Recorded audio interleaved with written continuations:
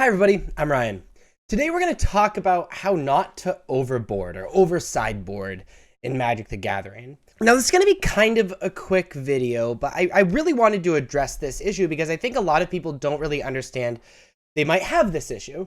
Essentially what overboarding is bringing in too many cards in your sideboard. This can come from not understanding how to sideboard in a matchup, or from just like misbuilding your deck and having too many cards in a matchup. So much so that it dilutes the actual strategy of your deck. Now this could be bringing in too many cards to stop board wipes in an aggro deck and taking out too much of your aggro to efficiently kill your opponent. This could be a combo deck that is like shaving a little bit too much of their combo for cards that just happen to be generally good against their opponent so that they can't efficiently combo anymore.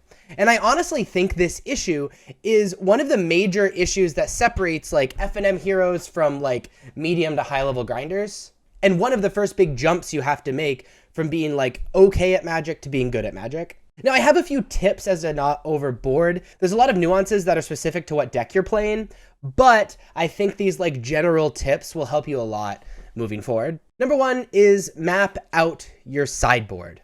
Always. Now, if you're just picking up a deck and going to F&M or playing a league on Magic Online or Arena, who cares? It doesn't matter. But if you're playing a competitive event or you really want to win an event, map out your sideboard. Figure out what cards you're bringing in and out in all of the popular matchups. I personally over-prepare a little bit and do all of the matchups I consider like playable decks. But of course, making sure I have cleaner boards against the more popular matchups. In these matchups, of course, just like every sideboard, you should be bringing in good cards, bringing out bad cards. One thing you need to be really careful about, though, is not bringing out cards that are reasonable in the matchup or cards that are a part of your combo.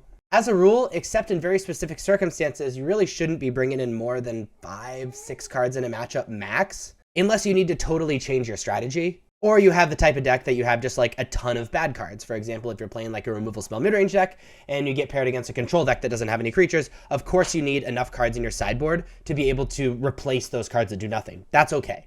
What I'm saying is making sure you're not bringing out 6 out of 10s in your main deck and then using sideboard slots for like, would be like 7 out of 10s in a certain matchup. And if you do happen to have a giant sideboard in a matchup, figure out why. Are you actually bringing out cards that are bad? And are you actually bringing in cards that are good? And is it needed? Or could you be using those sideboard slots for other matchups? Now, if you're having difficulty figuring out that sideboard mapping thing I was talking about, a good thing to think about is know what your cuttables are and if you still have a good plan with your deck. For example, in Mono White Humans and Pioneer, Dauntless Bodyguard is always cuttable. You don't need that many 1-drops and you still have a pretty aggressive deck. Or if your opponent has a lot of removal spells, Brutal Cathar is probably bad. Or if you're playing red-black mid-range against control, like I said, you probably want to be cutting your removal spells. Or if you're not playing a mid-range matchup and Bonecrusher Giant can kill nothing, you probably want to side out Bonecrusher Giant because a 4-3 for 3 isn't good enough. And then the last small tip I wanted to talk about is know what your role is in the matchups.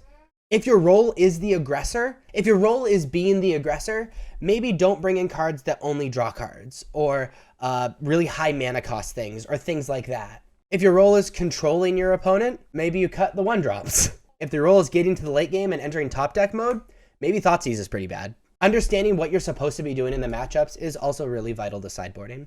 And I know a lot of these tips are really generic, but I think they're really important things to think about if you are struggling with overboarding. And hopefully my sideboard guides help a little bit, having a general rule on how you're supposed to sideboard in matchups. And hopefully this video helped a little bit, but also remember sideboarding is to some level all about vibes as well. So if you like this video, please be sure to like and subscribe. Check me out on social medias. Links are above me and in the description. And as always, thank you so much for watching. I'll see you next time. Bye-bye.